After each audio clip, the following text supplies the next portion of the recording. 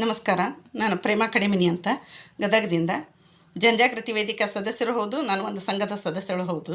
ಇವತ್ತು ಧರ್ಮಸ್ಥಳದ ಬಡ್ಡಿ ಬಗ್ಗೆ ಮಾತಾಡ್ತಾ ಇದ್ದಾರೆ ಯೂಟ್ಯೂಬರ್ಸ್ಗಳಿಗೆ ಎಲ್ಲ ಮಾಹಿತಿ ಗೊತ್ತಿದ್ದರೆ ಮಾತ್ರ ಮಾತಾಡ್ರಿ. ನೀವು ನಮ್ಮಂಥ ಒಂದು ಓದದೇ ಇರುವಂಥ ನಾವು ಮಹಿಳೆಯರು ಇವತ್ತು ಬಡ್ಡಿ ಎಷ್ಟು ಬೀಳ್ತೈತಿ ಅಂತ ಲೆಕ್ಕಾಚಾರ ಹಾಕಿ ನಾವು ಸಂಘಕ್ಕೆ ಬಡ್ಡಿ ಕಟ್ತೇವೆ ಹೊರತು ನಾವು ಇವತ್ತು ಬಡ್ಡಿನ ಲೆಕ್ಕಾಚಾರನೇ ಮಾಡ್ದನ ನಾವು ದುಡ್ಡನ್ನು ಯಾರೂ ಕಟ್ಟೋದಿಲ್ಲ.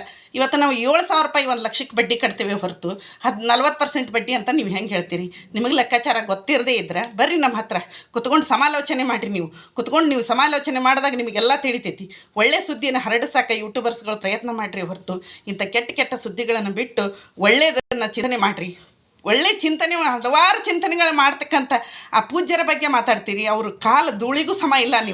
ಅವ್ರು ಇವತ್ತು ಬಡವರ ಬಗ್ಗೆ ಆಯ್ತು, ವೃದ್ಧರ ಬಗ್ಗೆ ಆಯ್ತು, ಕೆರೆ ಕಟ್ಟಿಗಳನ್ನು ಉದ್ಧಾರ ಮಾಡೋದ್ರ ಬಗ್ಗೆ ಆಯ್ತು, ಸಾಕಷ್ಟು ಕಾರ್ಯಕ್ರಮಗಳನ್ನು ಸಮಾಜಕ್ಕೆ ಕೊಟ್ಟಾರ. ಅದರಲ್ಲಿ ಒಂದನ್ನು ನಿಮಗೆ ಕೊಡೋಕ್ಕಾಗೋದಿಲ್ಲ.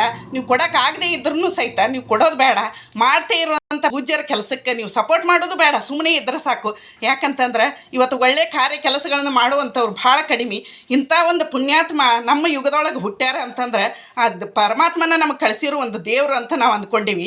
ಅಂಥದನ್ನು ಬಡವರ ಹೊಟ್ಟೆ ಮೇಲೆ ನೀವು ಏನೂ ಹೊಡಿಲಾರ್ದಂಗೆ ಇದು ಒಂದು ಬಡ್ಡಿ ವ್ಯವಹಾರ, ಇದು ಸುಳ್ಳು ಸುದ್ದಿಗಳನ್ನು ಹಡ್ಡಿಸ್ತಾ ಕ್ಷೇತ್ರದ ಬಗ್ಗೆ ಕೆಟ್ಟ ಅಭಿಪ್ರಾಯಗಳನ್ನು ಹುಟ್ಟಿಸ್ತಾ ಇದ್ದೀರಲ್ಲ, ಇದಕ್ಕೆ ಯಾರು ನೀವು ಹೇಳಿದ ಪ್ರಕಾರ ಯಾರೂ ಇದಕ್ಕೆ ಓಲೈಸಂಗಿಲ್ಲ. ಯಾಕಂತಂದ್ರೆ ನೀವು ಎಲ್ಲೋ ಒಂದು 1,000 ಜನ ಹೇಳ್ತಿರ್ಬೋದು, ಆದರೆ ನಾವು ಲಕ್ಷ ಕೋಟಿ ಜನ ಮಹಿಳೆಯರು ನಾವು ಇವತ್ತು ಧರ್ಮಸ್ಥಳ ಏನು ಅಂತಂದು ಅರ್ಥ ಮಾಡ್ಕೊಂಡು ಕುಡ್ದವ್ರದೇವಿ. ನಿಜವಾಗ್ಲೂ ಹೇಳ್ತೀನಿ, ಅಂಥ ಕೆಲಸಗಳನ್ನು ಮಾಡ್ತಕ್ಕಂಥ ಒಂದು ಪೂಜ್ಯರ ಬಗ್ಗೆ ನೀವು ಮಾತಾಡಿದರೆ ನೀವು ಹುಳ ಬಿದ್ದು ಹೋಗ್ತೀರಿ ಹೊರತು ನಿಮಗೆ ಒಳ್ಳೇದಾಗಂಗಿಲ್ಲ.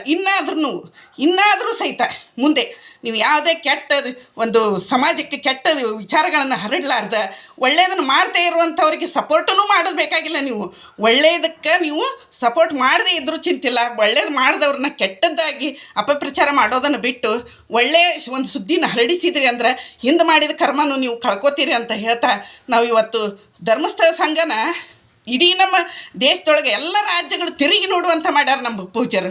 ಈ ಒಂದು ಸಿಸ್ಟಮು ಇದು 1 ರೂಪಾಯಿ ಕಟ್ಟಬಾಕಿ ಆಗ್ಲಾರ್ದಂಗೆ ಬರ್ತೇ ಇರುವಂಥ ಒಂದು ಸಿಸ್ಟಮ್ ಏನೈತಲ್ಲ, ಬ್ಯಾಂಕಿನವರು ಹೊರಳಿಸ್ಕೊಳಕ್ಕಾಗ್ತಿರ್ಲಿಲ್ಲ.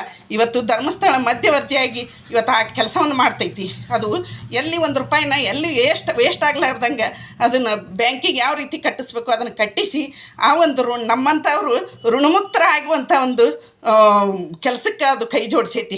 ನಾವು ಈ ಜನ್ಮದಾಗ ಮಾಡಿರುವಂಥ ಸಾಲದ ಋಣಬಾಧೆನ ಮುಂದಿನ ಜನ್ಮಕ್ಕೂ ತೀರಿಸಲಾರ್ದಾಗಿ ನಾವು ಬರೀ ಕೊಳೆಯೋದಾಕಿತ್ತು. ಇವತ್ತು ಅದನ್ನು ಈ ಒಂದು ಧರ್ಮಸ್ಥಳ ಯೋಜನೆ ನಮ್ಮಿಂದ ದೂರ ಮಾಡೈತಿ. ಒಳ್ಳೆಯದನ್ನು ಮಾಡಿದವ್ರನ್ನ ಒಳ್ಳೆಯ ರೀತಿಯಿಂದ ಹರಸ್ರಿ ಅಂತ ಹೇಳ್ತಾ ತಮ್ಮಲ್ಲಿ ಈ ಒಂದು ಕೆಟ್ಟ ಸುದ್ದಿಗಳನ್ನು ಬಿಟ್ಟುಬಿಡ್ರಿ ಅಂತಂದು ಕೇಳ್ಕೊತೇವೆ ಅಷ್ಟೇ. ಮುಂದೆ ನೀವೇನಾದರೂ ಇದೇ ಸುದ್ದಿನ ಮುಂದೆ ಹೊರಡಿಸಿದ್ರಿ ಅಂತಂದ್ರೆ ನಾವೆಲ್ಲ ಮಹಿಳೆಯರು ರೊಚ್ಚಿಗೆದ್ದು ನಿಮಗೆ ಎದರಲ್ಲೇ ಹೊಡಿತೇವೆ ಗೊತ್ತಿಲ್ಲ. ನಿಜವಾಗ್ಲೂ ಹೇಳ್ತೇನೆ, ನಾವು ನಮ್ಮನ್ನು ಮಹಿಳೆಯರನ್ನ ತಡವಿದ್ರಿ ಅಂತಂದ್ರೆ ನಿಮ್ಮನ್ನ ಸುಮ್ಮನೆ ಬಿಡೋದಿಲ್ಲ, ಆ ಮಂಜುನಾಥನೂ ಬಿಡೋದಿಲ್ಲ, ನಮ್ಮ ಮಹಿಳೆ ಶಕ್ತಿನೂ ಬಿಡೋದಿಲ್ಲ. ಅದಕ್ಕೆ ಹೇಳ್ತೀನಿ, ಇದೊಂದು ಸಲ ನಿಮಗೆ ಕೈ ಮುಗಿದು ಹೇಳ್ತೇವೆ, ಇಂಥ ಸುದ್ದಿಯಿಂದ ದೂರ ಇರ್ರಿ ಅಂತ ಕೇಳ್ಕೊತೀವಿ.